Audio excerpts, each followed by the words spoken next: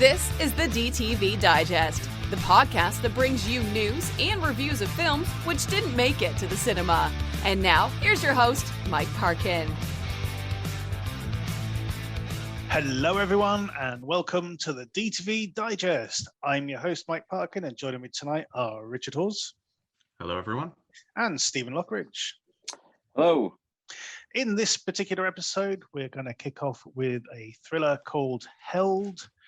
Then we've got a bit of horror with Gates of Darkness and a fan film, Screen Legacy. Then we're going across to Ireland with Shadows, and Ron Perlman and Natasha Henstridge are going to turn up in This Game's Called Murder. Our short shot is called Lucid, and we're going to round off with a bit of Jason Momoa in Wolves in our DTV throwback. So without further ado, let's crack on. Our first film then is Held. A couple on their wedding anniversary spend the weekend at a luxury, secluded holiday home, only to wake up to discover they are being held captive by a mysterious stranger and forced to do his bidding. I like this one very much, Rich. It's a genre we've come across quite a lot, I believe. You know, this sort of single location kind of situation. Quite recently, for example, I watched the Megan Fox film Till Death, which had a similar kind of thing where, you know, they go away on their sort of their anniversary, only for sort of. Yeah. No. What was the one with the young woman who went into she was like house sitting, and someone was trying to get to something in a safe. See for Me. That was it. Yeah.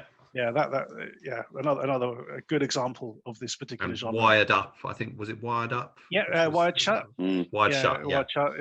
Again, yeah. There's sort of like, you know, these big houses which, you know, two people seem to be sort of like knocking around it. You know, it feels quite empty with just two people in them, and this, you know, this kind of place looks like that. Really good setup.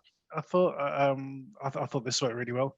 There's a particular moment which was great as well. You know, we know that this couple are quite estranged. You know, the marriage is on the rocks a bit, and there comes a point where, you know, the mysterious person is forcing the husband to read some text messages on his phone or on a phone, and you're not sure who they belong to. You know, it could be him, it could be his wife, sort of thing. And it's a really good scene. The way he acts it, I thought, really plays it. You know, it could be like he's like really devastated that he's having to expose his own sort of infidelity, or it could be that he's reading his wife's, you know, innermost desires for the first time. Really well handled scene, as is the rest of the film, I thought. What are your thoughts on this one?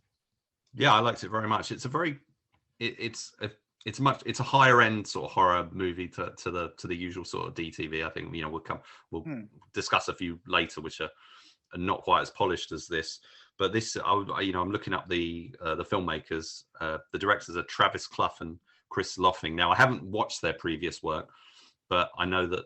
But they did a couple of films called The Gallows, and The Gallows Act 2, which were reasonably high profile. Yeah, they had cinema releases. Yeah. Well, at least the first one did, So I'm really quite interested to check those out now. What we got here is basically, it's a very kind of familiar kind of setup of a particular, you know, the location and the limits. There's also, I talked about previously, there was that that kind of drama between the couple and like a guy who got hit by a car or something. Gate crasher, something like that. Anyway, gate crash. Gate crash. Yeah. So that was quite another good example of this, but. This is kind of like a marriage counselling version of Saw, I thought. Yeah.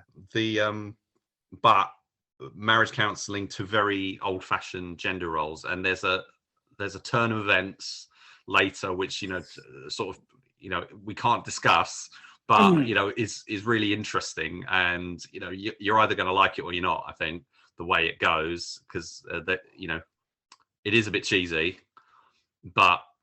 I quite liked it. I thought it played quite well. How did you feel about it without giving anything away? I thought it was really good. I thought the video that plays, I thought that was really well acted. I really want to sort of mention a touchstone, but I can't because it will give too much away. But it was really well acted. This particular sort of vignette that appears in the film. I expect your thoughts of the touchstone are probably exactly the same as mine. So when we finish this, exactly. Off air, we'll have a chat. But yeah, I thought it just. I thought the cast, it's basically a couple of unknowns essentially. Well, certainly not known to me. Yeah. It's really well shot, really good, score and everything. I just, there's not really a lot more to say really, because it's kind of one of those tightly packaged simple setups, with a sort of twisty payoff kind of thing. There's a nice sort of red herring that sort of comes into play as well, which works really well. But yeah, you're left guessing as to what's really going on. Is it a jilted lover, or something else happening? It works really well. It's all very deftly handled. Absolutely. And although we've seen this kind of thing many, many times before, I think this one is probably out of the ones we've seen, this is probably my favorite. I was just really engaged from like the get-go, really enjoyed it. Sort of very well made. It's a good example as well of sort of genre where sort of technology is sort of like turned against you. It's you think this house has got all the mod cons, sort of the security locks and everything, and the cameras, etc. But that is all turned against this couple, and this keeping them under scrutiny the whole time, and kept within the house. Yeah, it works really, really well. So how are you going to score this one, Rich? This is an 8 out of 10 for me. Yeah, absolutely. Definite rewatch value. Definitely, yeah, it works really well. Thoroughly enjoyed this. 2 8s for Held. Please go check it out.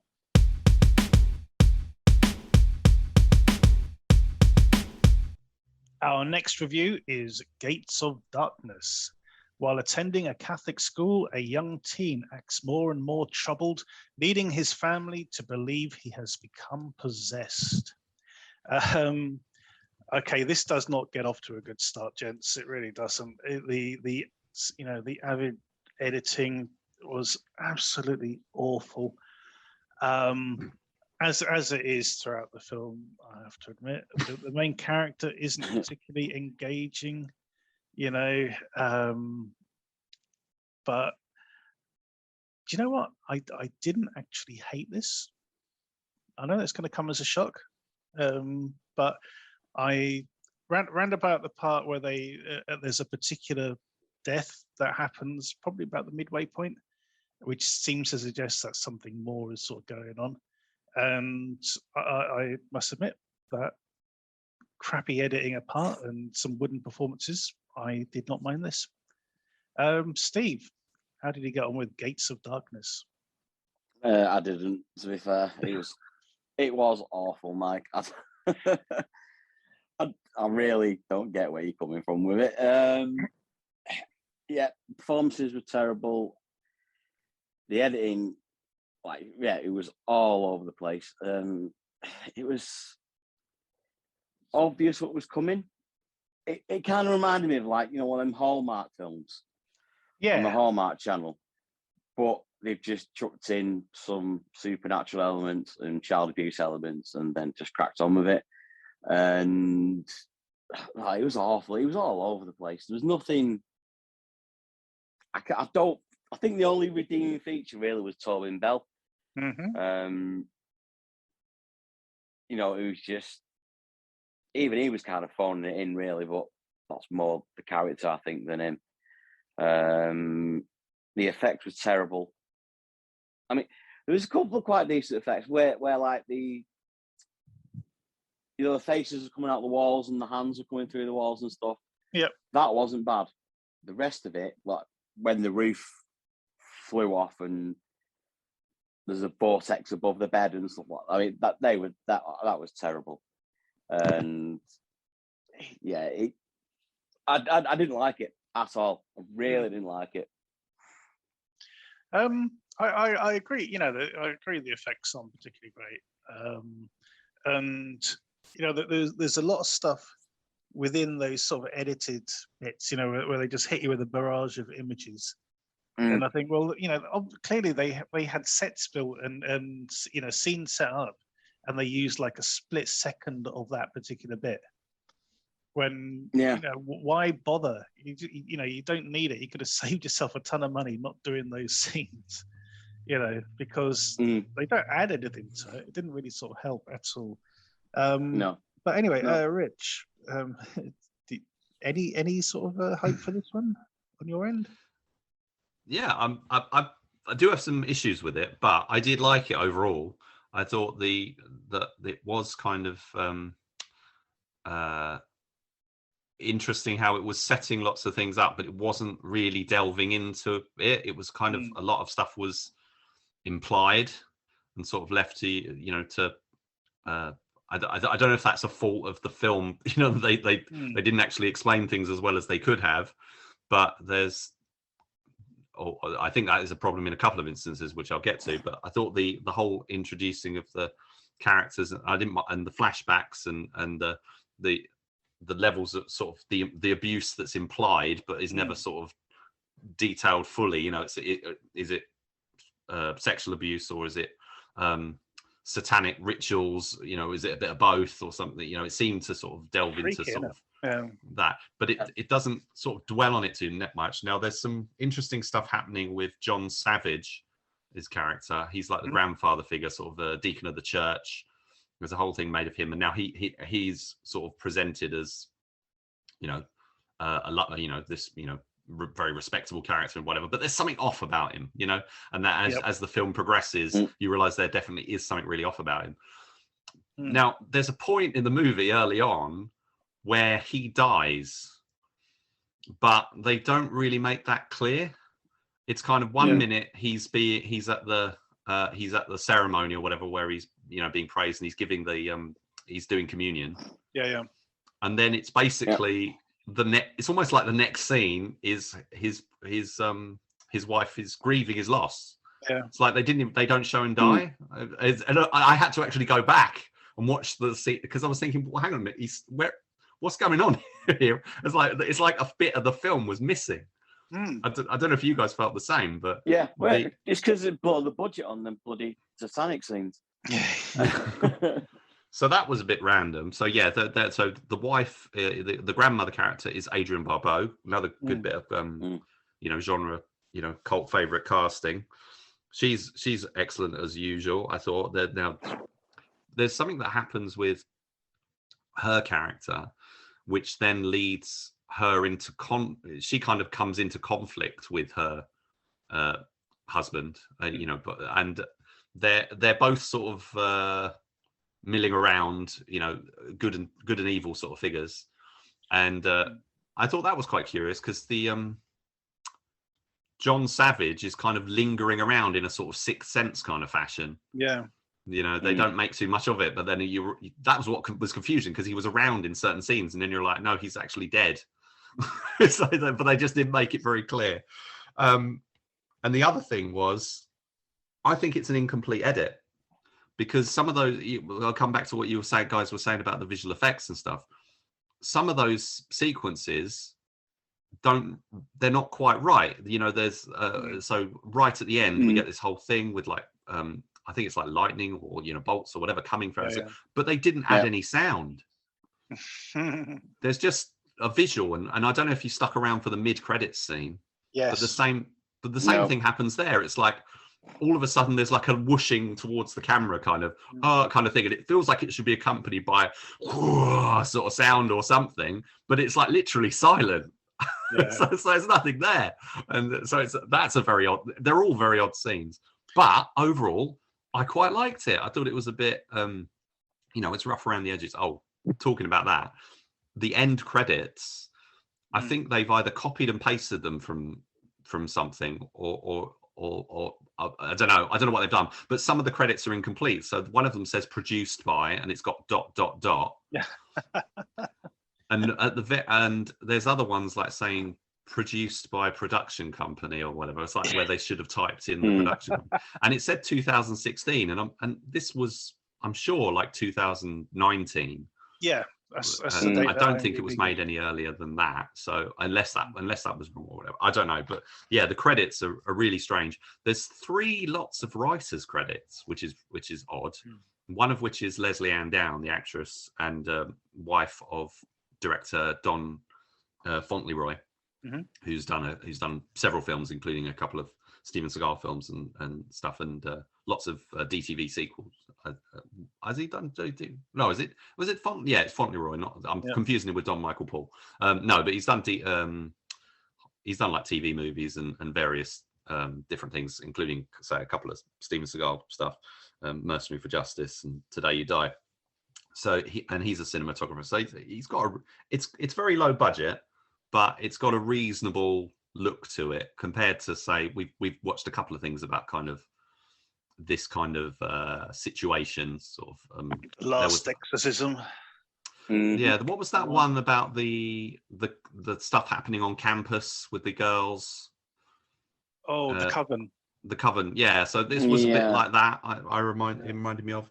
But yeah, so Tobin Bell, I thought was, again, he's Tobin Bell. He's doing his thing, which was quite good. But he's kind of against type, which I liked.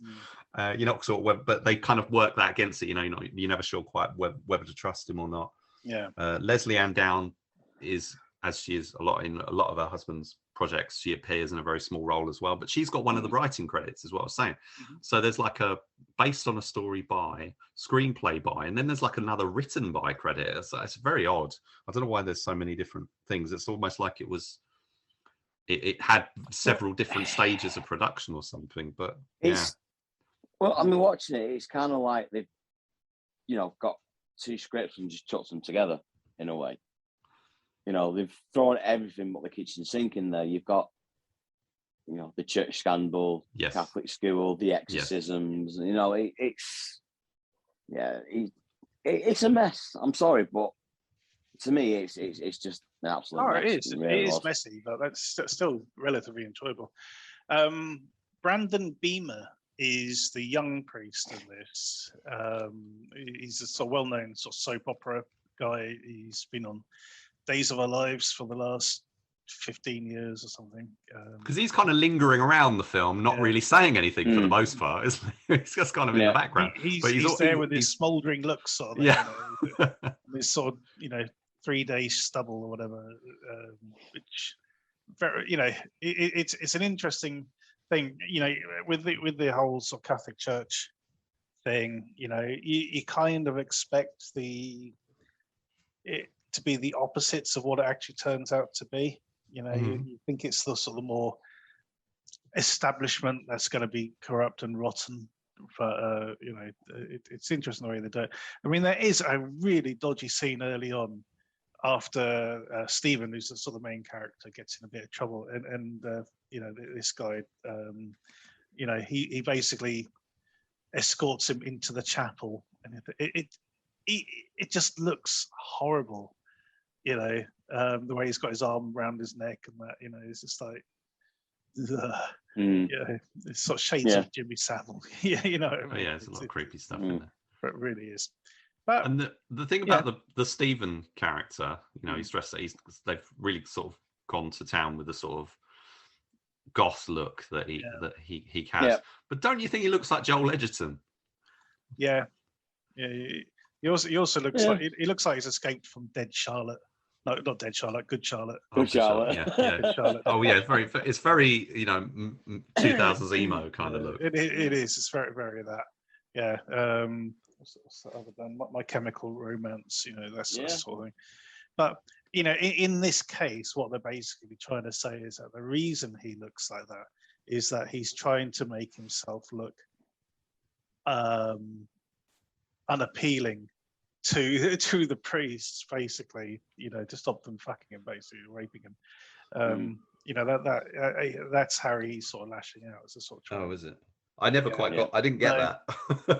Yeah. Well, at the end, he's suddenly all cleaned up and stuff. If he had any integrity, he would have carried on being the emo goth, Yep. But no, he hasn't got No, a it's just single a- element. it was just a phase. Just a phase. He was acting out. He's willing to accept God and all the rest of it. But wasn't the stuff with his dad just like sort of lingering in the background, and then it became like thing, and it was like that just sort of seemed really, hang on a minute, sort of random. I was like, what? And big sort of, again, they kind of do this big sort of reveal twist kind of thing about that. Yeah.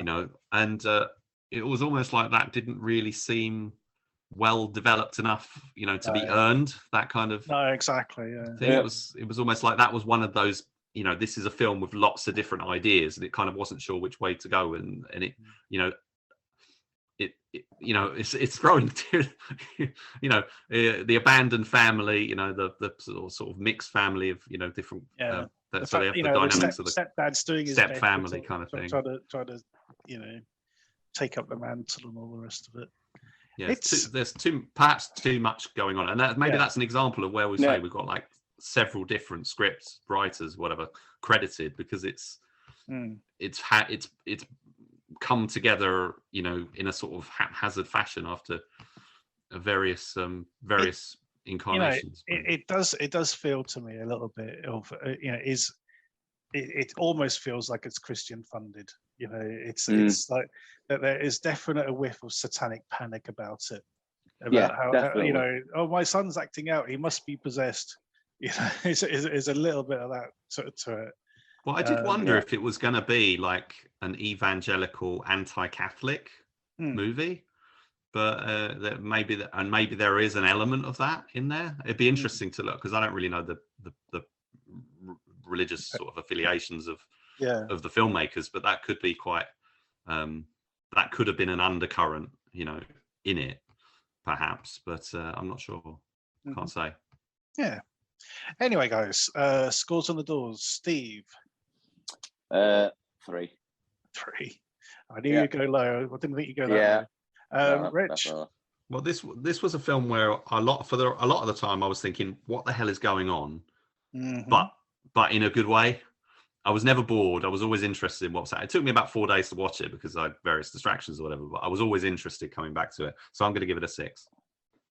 I'm going to join you on a 6. I think it is a messy film. It definitely has its flaws, but as you say, it's not boring. It has got some interesting ideas going for it. So yeah, it's scrabbled enough together to get a 6. So that is 1 3 and 2 6s for Gates of Darkness. I just want to mention one thing before we go. It's out on. We're covering it because it's out on DVD from High Flyers. It's actually freely available on 2 YouTube channels, which it has been for like several months now. So if you are curious about seeing it, you can find it on a couple of channels, and they do seem to be legit. Okay, there we go. Again, that's 1 3 and 2 6s for Gates of Darkness. Go check it out.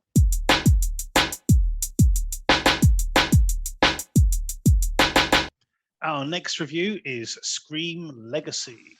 In this fan film, Sidney Prescott's daughter returns to Woodsboro, and her arrival sparks a new set of killings by another Ghostface killer. First time we come across a Scream fan film, and I thought this was very handsomely done indeed. Steve, over to you. Yeah, I enjoy this. It's got a couple of flaws. I mean, some of the performances weren't great. It's pretty obvious who the killer is from the first time they're seen on screen. But all in all, I thought it was actually really well done, especially the script, because it doesn't touch on Scream 4 whatsoever. It carries on from Scream 3. Bringing back, the cop was an investigator on the Roman case, at the end, the killer in Scream 3 and stuff like that. And I thought was really good. And the way it kind of seemed like an actual Scream film, you're going around the town, a few murders around the town, then everybody congregating in one place for the big massacre. You know, big show-stopping massacre at the end. You know, stuff like that. And all in all, I really enjoyed this. It was good. I'm quite a big fan of the Scream films, even though I've not seen the new one yet, which I'm dying to see, but just haven't got around to it yet. And I've been avoiding that. That's why I messaged Richard the other day, said, please tell me it's nothing to do with the new one, because I've not seen it yet and I don't want it spoiling. But no, all in all, I thought it was really well shot, really, really well written. Just a couple of performances let it down, I'd say. Then apart from that, I really enjoyed it.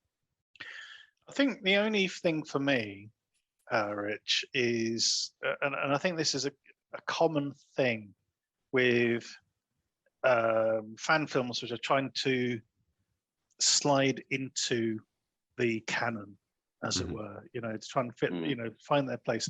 And you get these scenes where characters have to sort of dump a load of exposition to explain what their connection is to the other films. You know, so it's not just some random thing that's happening in the same place. It's like, oh no, we you know, these characters are actually linked in some way. But there's always these scenes, and they do sort of tend to stick out like a sore thumb. You know, they're very difficult to write, I think, to sort, you know, to establish sort of how the provenance, as it were, of the fan films and how they fit into the canon. Yeah, I think that's fair. I have seen a few Scream fan films. All right. There's quite a few, because the concept is so easy to imitate, you know, compared That's to a like new killer every movie. So yeah. Well, and also, you know, it's a very simple, it's a person on a phone kind of setup. You know, there's loads of people have had a go at it. I think this is definitely a cut above, because this is the kind of fan film that you can review as compared to something like Gates of Darkness, you know, compared to another, you know, a professionally produced, you know, properly distributed film. This is a film that was made, you know, as it's a fan film, so it's only, you know, freely available on YouTube. I presume that you guys didn't get any adverts or anything when you were watching it. I think I did. Yeah, they had just a couple. Did you? That's interesting, because I presume that those adverts might run, but the makers would not be able to get it because they wouldn't be able to monetize it because of it being a fan film. Yeah. So, that's all sweet money for YouTube. That is. Yeah. So the film is just over an hour long, hour and 5 minutes. So it's very breezy. It doesn't sort of try to overextend what it's trying to do. Yes, there's that heavy exposition kind of thing, and you insert photographs of the characters and all that sort of stuff. The thing I didn't like, I mean, I understand it's a fan film, so it's going to have a lot of fan service in it, but there's a lot of moments in it that are copied from the earlier films, including the, like, right at the end. So I thought that was, because the thing is, when they do that in the other Scream movies, there's kind of a humorous sort of twist to it, and in this it just sort of seemed a bit like, oh, we're just copying it. It just sort of didn't really work. But what I did think was really interesting is that it is very much a Scream movie. The Ghostface stuff is all terrifically done. You know, it's very thrilling.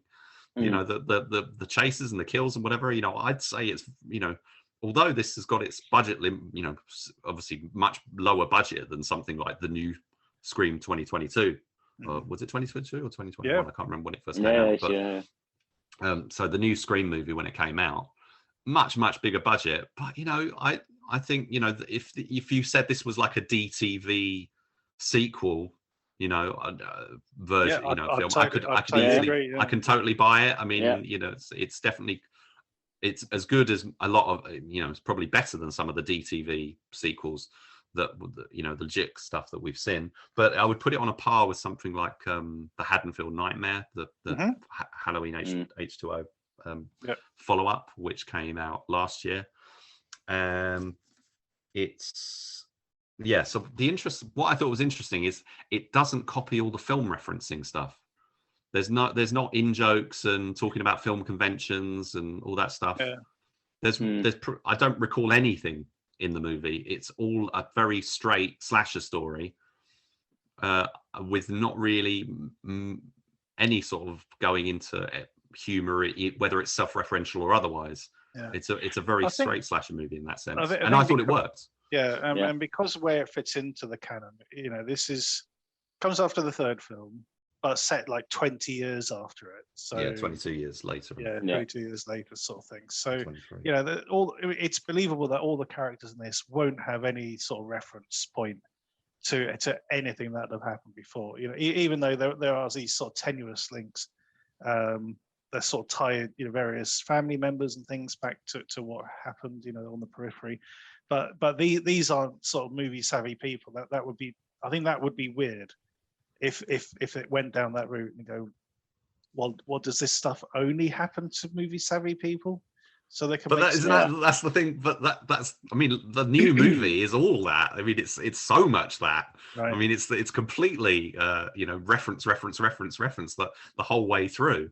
The new movie, as Steve will discover when he watches it, it's a completely different. This approach is actually quite bold in that it's not trying to do any of that stuff. It's not a witty, clever, wink and nudge kind of film. It's taking the material very seriously. It's trying to tell a serious story with the characters and their traumas and stuff, and deliver some really good Ghostface kills. It's top. It's really good, and they've done a really fantastic job with the film poster as well. So if that doesn't sort of reel you in, seeing that poster and how professional it looks, then I don't think anyone, have a look at the trailer or whatever it is, but definitely worth an hour of your time.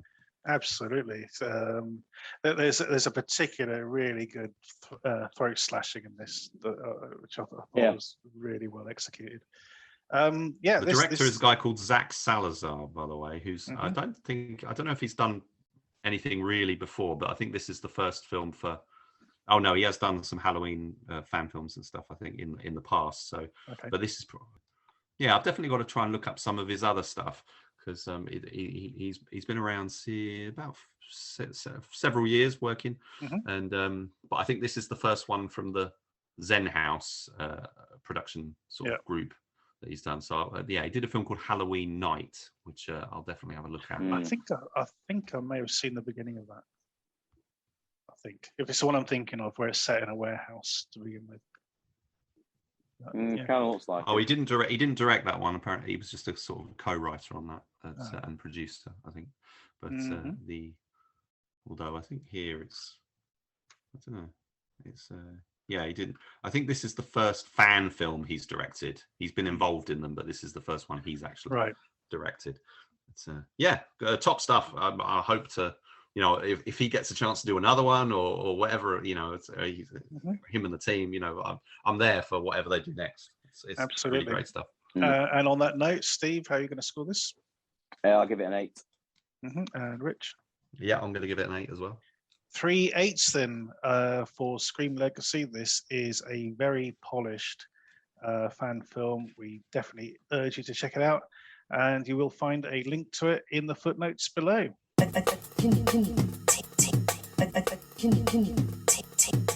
Our next film is Shadows. After a cataclysmic event, 2 young sisters, Alma and Alex, live with their overbearing mother in an abandoned hotel. They survive by avoiding the daytimes, as that is where the shadows live.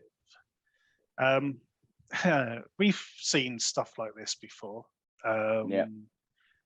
Not least, what was the film, Rich? We were talking about it earlier. Glass House. I didn't get a chance. I didn't get a chance to watch more than about 25 minutes of this one, I'll be honest. But I was engaged with it for what I saw, and I was interested to see it. But it did seem very, very similar to Glass House. It is very similar in its own way. It is interesting to a certain degree. It's a co-production between Italy and Ireland. All in English. Saskia Reeves plays the overbearing mother, and we have these 2 young actresses who I thought did really, really well. But this is really, really not my cup of tea whatsoever. This is exactly why Mad Max 3, the whole film just nosedives 2/3 of the way in. Okay. It's like, what's this got to do with Mad Max 3? Go on. It's the kids. It's the fucking kids. It's like we have to spend time with these stupid kids learning about the old world. I hate it. I hate it. I hate it. I find it really, really boring and dull. Steve, what did you make of Shadows? Yeah, I'll be honest. I'm kind of past these now. You know, they supposedly one location, post-apocalyptic. You can't go out. You can't do this. I'm getting a bit bored of it. To be fair, I know it's easy to do. It's cheap to do, but this one really disappointed me. I mean, I thought the performances were good, especially Al, you know, the kids, Alma and Alex. Yeah. You know, Alma's actually Kate Winslet's daughter. Wow. Which I didn't realise from her first husband, and I can see it, you know. But there's a twist about 3/4 of the way through. Well, near the end. Yep. And then you get to the final scene, and it just negates everything that's gone before. Everything. Yep. So you're making me want to watch it even more now. Don't put yourself through it, because it's pointless. It's fucking pointless, and that's what I mean. I'm getting sick and tired of watching them, because it's the same thing over and over again. Does a man come into the all female group? No. It's literally just them three. There's nobody else in it. Oh, okay. Yeah. But yeah. And the supposed twist, it isn't. It's not much of a twist. It's just, oh, okay, fair enough. You know what I mean? There's no. Well, there's two elements to it, isn't it? Like the one you're alluding to, you know, the very final scene is like, you know, kind of guess that's where it was heading. But there's another bit slightly earlier about the younger sister, and it's like, no, that can't be true. You know, what it's trying to suggest is it just can't be real, you know, because it just like contradicts everything else. You know, we'll have to discuss it afterwards, but I don't want to give it away. But we you know, this is very similar to Glass House. It's very similar to, you know, there's been other films about this sort of, again, it's a single location kind of thing. It's these young people who totally detached from, you know, the old world, as it were, and you know, sort of having to sort of learn bits and pieces. They say there were trees in the city. Exactly. Yeah, that sort of shit. It's just not for me. I'm too old for this shit. You know, I think that's. I do not need to spend time with these people. It just doesn't. No, I can't. No, it's pointless. It's pointless. The whole film is just negated and wiped out with that final scene. Very final shot of the film, and it. You know, I'm 41. I ain't got time to waste my life on it. Oh dear. Anyway, Steve. So how are you going to score this? I'll give it a 5. Yeah, the performances certainly deserve a 5. Yeah, that's why it's made well, and the performances are good. It's just just not. So there you go, 2 5s for Shadows. Go check it out. Unless you've already seen Glass House, then you've kind of already seen it.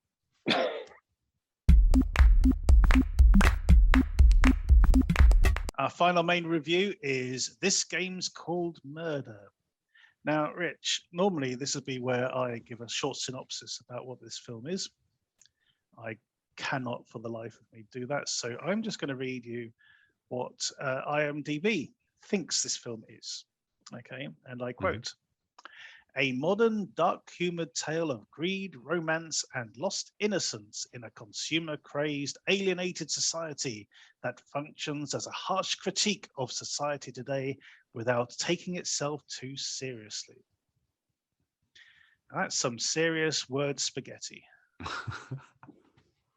That seems a bit pretentious. That sounds like it was written by somebody who worked. Somebody who made the person who made the film maybe wrote that. I think so. This is their pitch.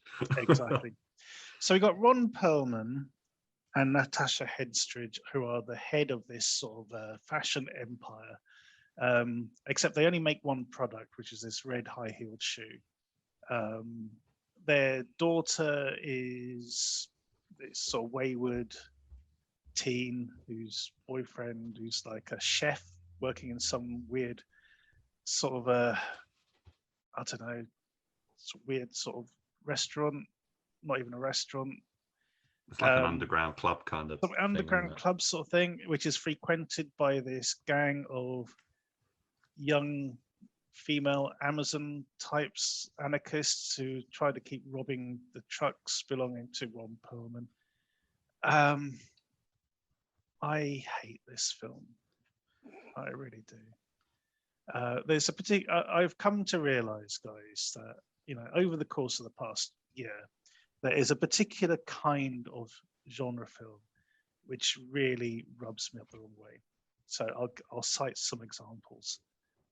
Blonde Purple, Habit. Yeah, I was just going to say it sounds like Habit. Yeah, and there's another one which fits. No, I won't say the original gangster ones. That's for another day. Although it kind of fit into that a little bit, but yeah. Well, definitely, I would say definitely. I mean, that was on my list of things to mention. The red dust, righteous villains and stuff like that. It's these sort of Saints and Savages, incredibly pretentious characters.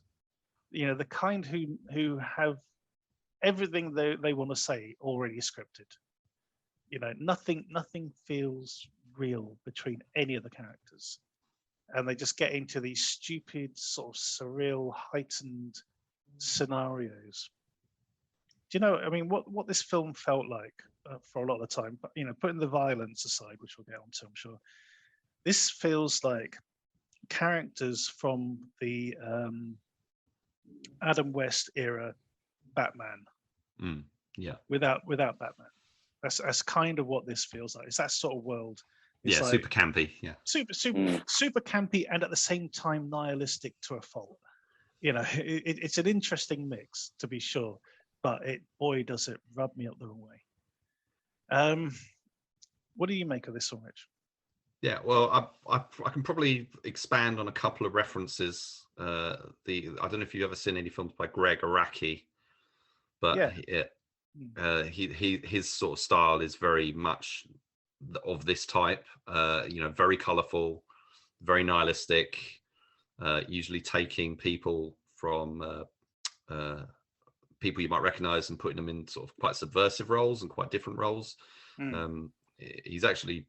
He's done some quite not mainstream, but sort of quite successful on the art house kind of stuff, like Mysterious Skin with Joseph Gordon-Levitt, which also had Billy Drago in a pretty amazing against type kind of role.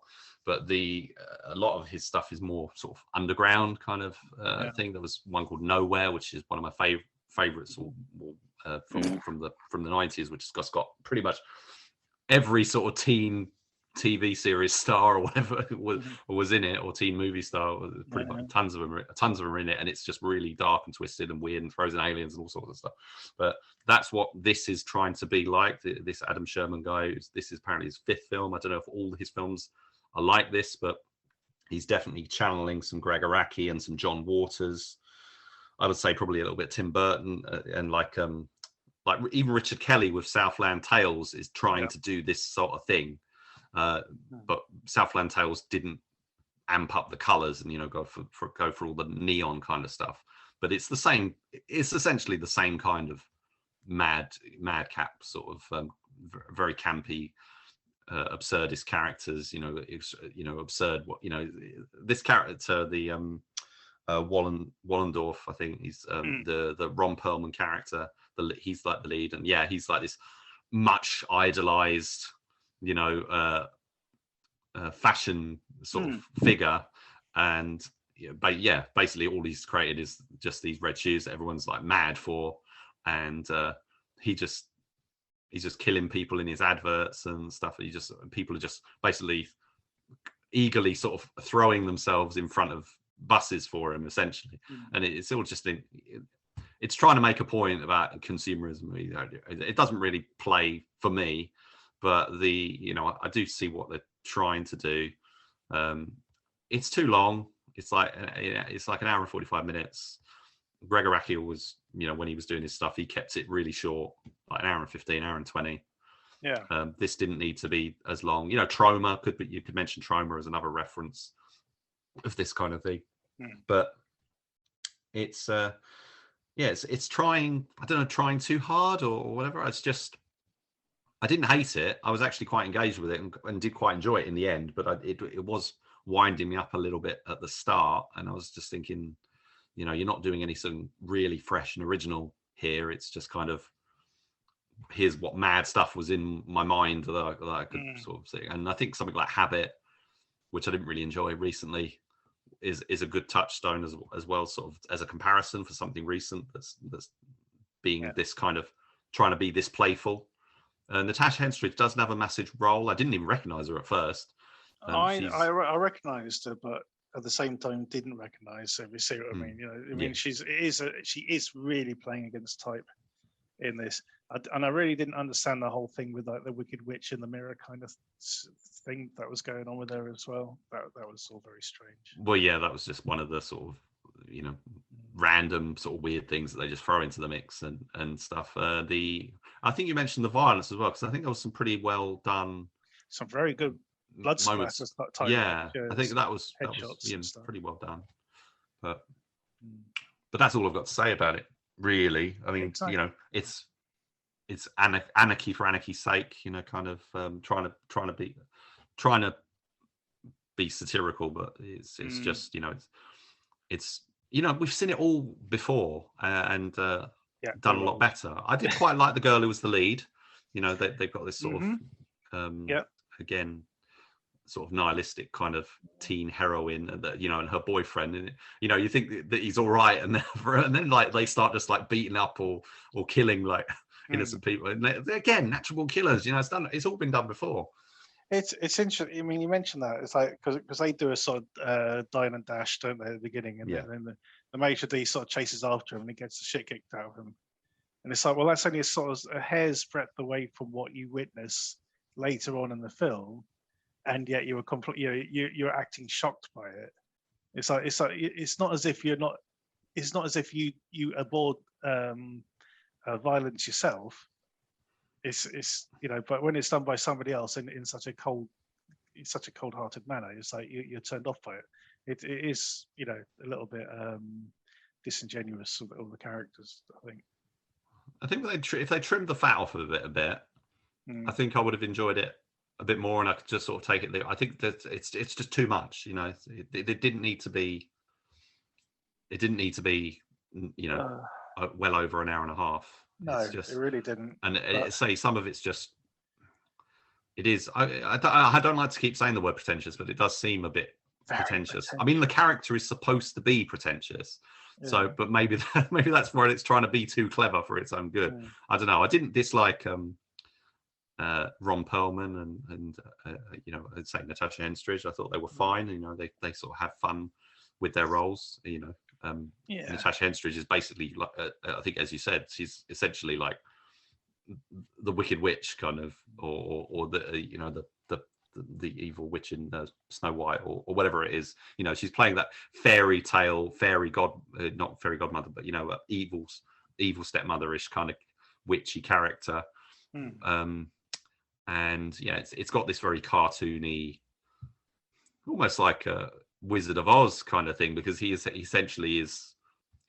this character who everyone sort of idolizes, but actually if they knew what he really was, Yeah. that maybe they wouldn't. But I don't think the film seems to be telling us that it doesn't matter what he does.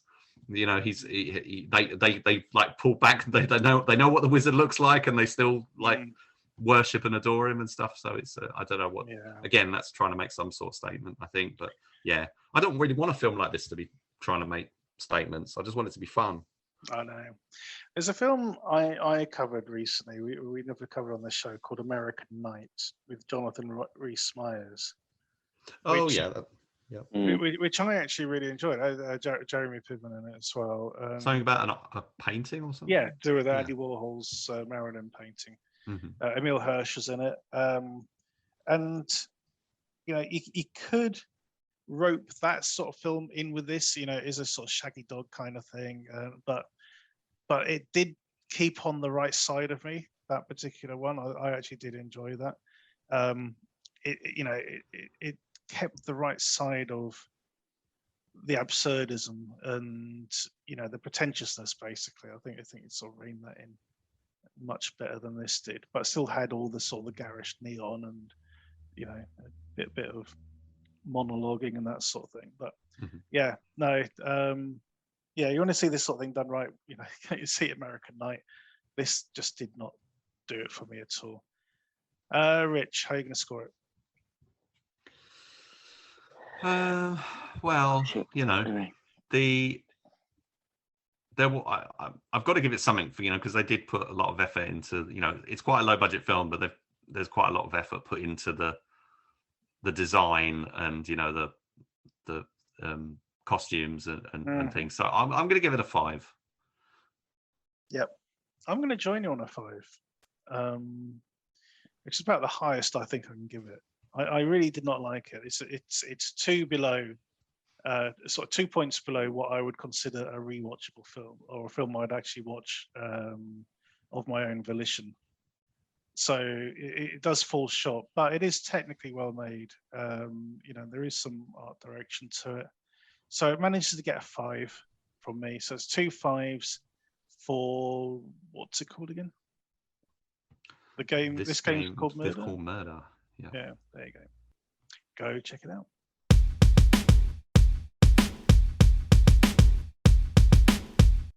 Our short shot this week is Lucid.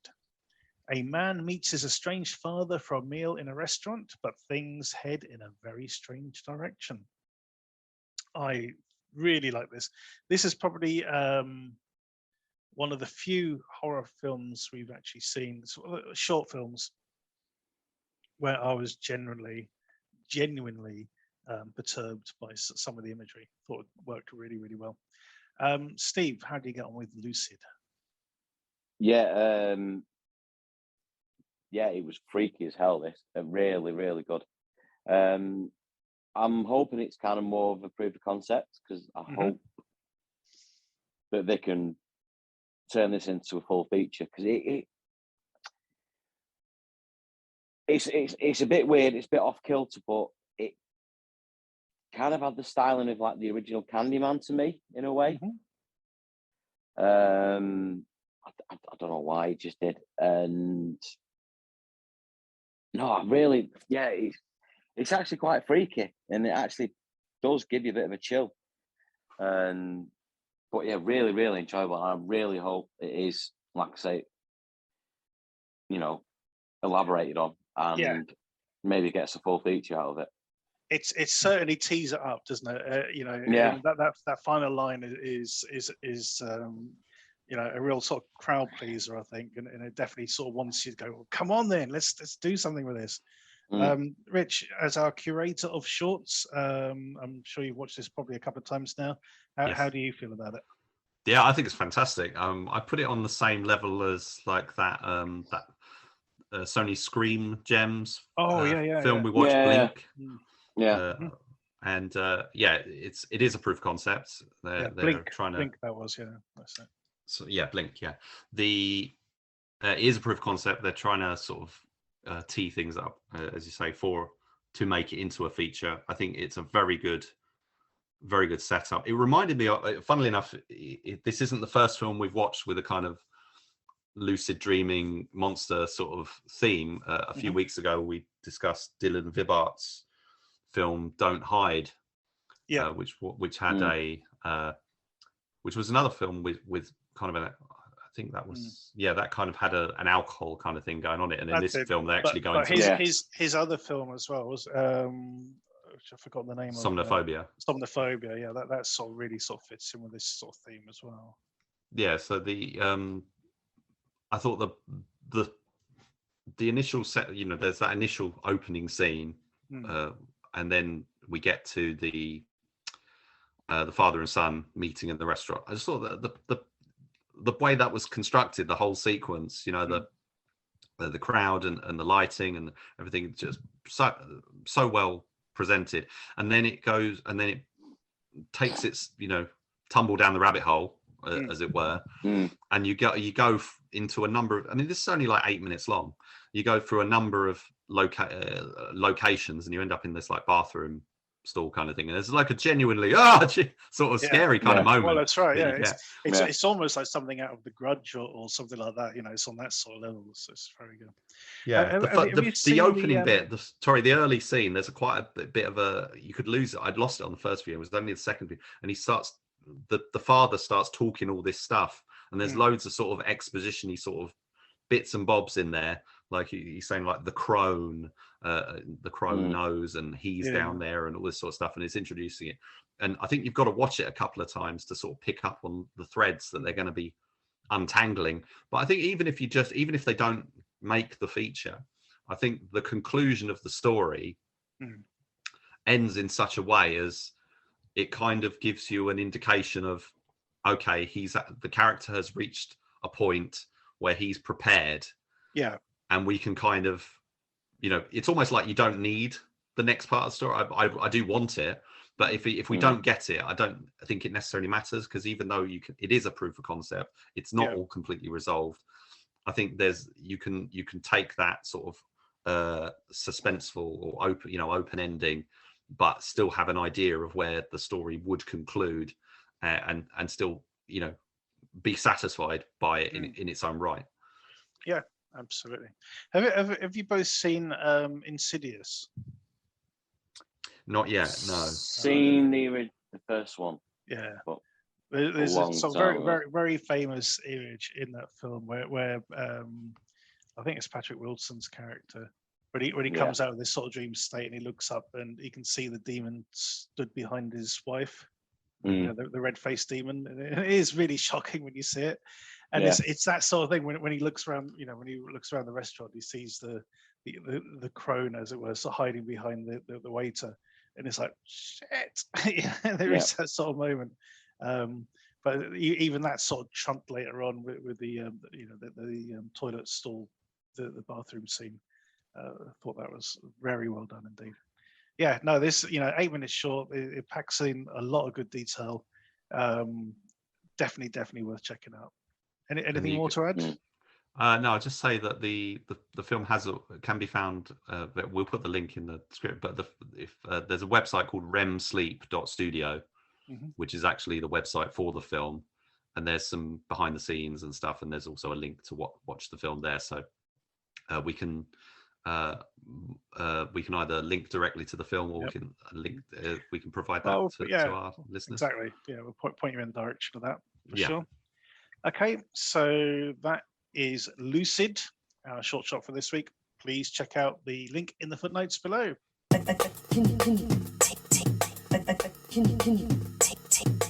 Our DTV throwback this week is Wolves. A teenage boy learns the hard way that he's a werewolf.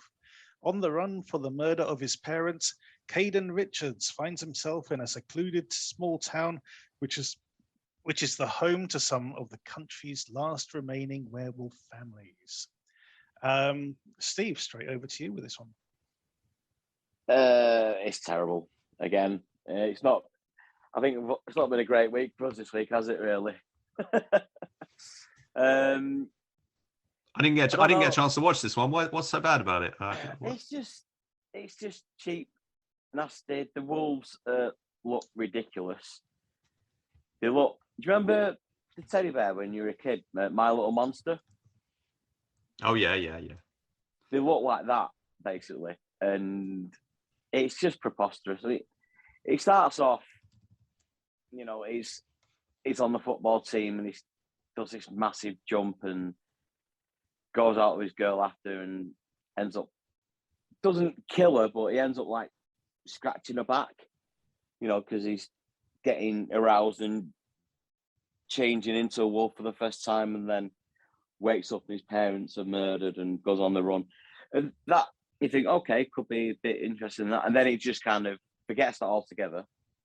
He meets some other bloke in a bar in the middle of nowhere. He says, yeah, I'm a werewolf. And all the werewolves come from this town. And he just turns up and it turns out the big bad werewolf's his dad. And he's got a pact with the others that this girl who he gets with has got to provide his dad with an heir. It's like, well, he's already got an heir. He's got you. And it's just all convoluted and it makes no sense. And it was atrocious. It really was. How is Jason Momoa as Connor Slaughter? To be fair, he's not bad. Pipe smoker of the year. Yeah. All he has to do is stand there, smoke a pipe, and do a bit of growling. That's it. He can't cock it up. But I think it seems to me it's one that's again been cut to ribbons a bit by the studio. I think there's been quite a lot taken out of it. Mike, is it any better in your view? I really enjoyed this. I really like this. I think it helps whether or not you like Lucas Till, who a lot of people may know from the remake of MacGyver. He's the guy in that. He's the main character here. Is he MacGyver? Yeah, in the new version. Right. Okay. So I quite liked it. I must admit, I like that sort of freeze frame. Well, you're probably wondering why, what I'm. All that sort of stuff. I thought that all worked really well. The setup with him, supposedly murdering his family, I thought was fun. Yeah, because whoever did it really went to town in sort of making a bit of a mess. We got Steve McCarthy in there as well. I thought he was pretty good. And yeah, Jason Momoa's character, he's the bad boy of the town sort of thing. He set up his own sort of werewolf clan out in the woods, all this sort of stuff. And he's the big bad, but he gets this sort of like moment of redemption at the end, which I thought was actually pretty good. And then sort of the real baddie sort of reveals himself. I just really enjoyed it. It's very light. It is, it's a teen friendly sort of werewolf movie, basically. It probably made on the back of the Teen Wolf TV series, I imagine. So if you're a fan of like Vampire Diaries and Teen Wolf, this is the sort of thing you probably go for, I think. Yeah, it says from the writer of X-Men and Watchmen. So David Hayter. Yeah. Who's he did X-Men and X2 apparently, and a few. I think this was him making his directorial debut, perhaps. I'm not sure. There's nothing particularly new about it at all, but it is fun. Definitely not. It's just a fun film. He was the lead in Guyver Dark Hero. Did you know that? I didn't realise that. I was just looking it up. Yeah, he was the Guyver. Wow. That's pretty cool. Yeah. No, I got on with this one. I'm sorry that he didn't, Steve, but there you go. Yeah, it's not been a great week for me, I'll be honest. But it happens. It's like you're saying, it's kind of like, not that I've watched it, but I've seen my son watching it, like Riverdale with werewolves. And I love Riverdale. Riverdale's great fun. I've never seen it, but it's serious soap. It's but that's it's kind of like a sort of, I mean, some of the acting in it reminds me, in Friends with Joey and his stiff the fart acting. That kind of stuff, the pause. Dr. Drake Ramore, whatever he's called. Yeah. I don't know. It's all good just, fun, mate. it's a missed opportunity. It kind of remind me of what's the Wes Craven one? Cursed. You know. Oh yeah. I like that as well. I know everyone else. I enjoyed that. I mean, said that it must be about 20 years since I've seen it, but oh yeah. You know, it just seems like there's too much studio intervention, and it's not run Possibly. as smoothly as it should have done. If you know what I mean.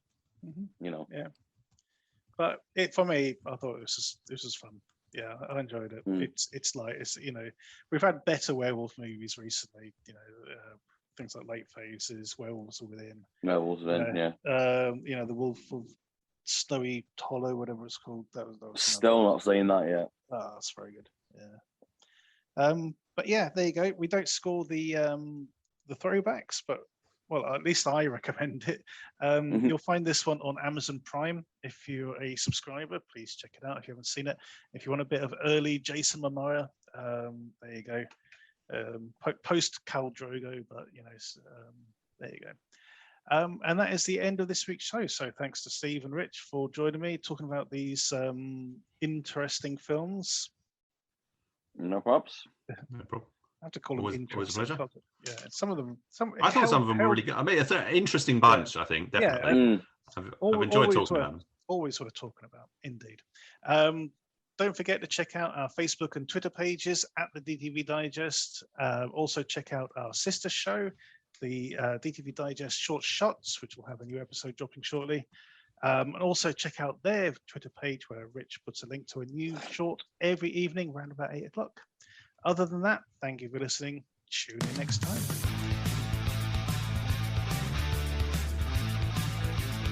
Thank you for listening to the DTV Digest. Let us know your thoughts in the comments and tune in again next time.